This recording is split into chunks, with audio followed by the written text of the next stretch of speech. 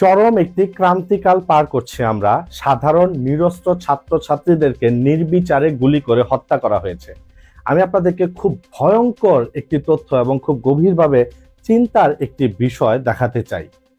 পাকিস্তানি শাসন শোষণের সময় অর্থাৎ 1947 থেকে 1971 সাল পর্যন্ত 24 বছরে যে গণহত্যা না হয়েছে, এই কয়েকদিনে এই ছাত্র আন্দোলনের তার থেকে 4 থেকে 5 গুণ বেশি হত্যা করা হয়েছে। আমি একটু প্র্যাকটিক্যালি দেখাতে চাই। 1947 থেকে 1971 পর্যন্ত 24 বছরে গণ আন্দোলন হয়েছে মোট 4টি। এই আন্দোলনগুলিতে মূলত ছাত্ররাই নেতৃত্ব দিয়েছে, কিন্তু সাধারণ মানুষের অংশগ্রহণ ছিল। আমরা অনেকেই জানি যে 1952 সালে শহীদ হয়েছিল 8 জন। আসলে 52 সালে 8 জন শহীদ হয় না, 52 সালে শহীদ হয় 39 জন। যে মিছিলটি ঢাকা মেডিকেল কলেজের সামনে গেলে গুলি চালানো হয়, ওইখানে গুলিতে মারা যায় 8 জন। এটা 21শে ফেব্রুয়ারির ঘটনা। এরপর 22 ফেব্রুয়ারিতে কিন্তু সারা দেশব্যাপী আরো গুলি চালিয়ে আরো হত্যা করা হয়, আরো 31 জনকে হত্যা করা হয়। মোট 52 সালে শহীদ হয় 39 জন। 1962 সালে আইয়ুব খান যে শিক্ষানীতি দিয়েছিল, এই শিক্ষানীতির বিরুদ্ধে ছাত্ররা আন্দোলন করে। এই আন্দোলনের একটি পর্যায়ে 1962 সালের 17 সেপ্টেম্বর ঢাকা বিশ্ববিদ্যালয়ের শিক্ষার্থীরা এই আইয়ুব খানের দেওয়া শিক্ষানীতির বিরুদ্ধে একটি মিছিল বের করে।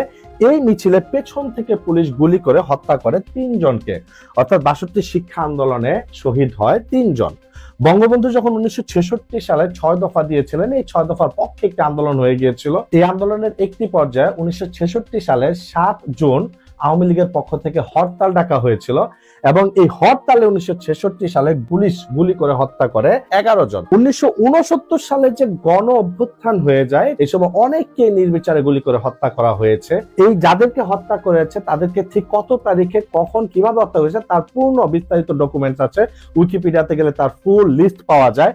এই তথ্য অনুযায়ী 1969 সালে গণ অভ্যুত্থানে মোট শহীদ হয়েছে 53 জন। অর্থাৎ পাকিস্তানের এই 24 বছরের শাসন শোষণে আমরা দেখলাম মোট 4টি গণ আন্দোলনে শহীদ হয়েছে 106 জন। এমনকি 1990 সালে স্বৈরাচার বিরোধী এরশাদের পতনের জন্য যে আন্দোলন হয়েছিল, এই আন্দোলনেও কিন্তু শহীদ হয়েছে 12 থেকে 15 জন।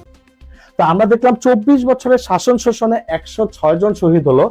আর এই যে বর্তমান ছাত্র আন্দোলন চলছে, প্রিন্ট মিডিয়ার মাধ্যমে আমরা জানতে পারি, তারা বলছে 210 জন শহীদ হয়েছে।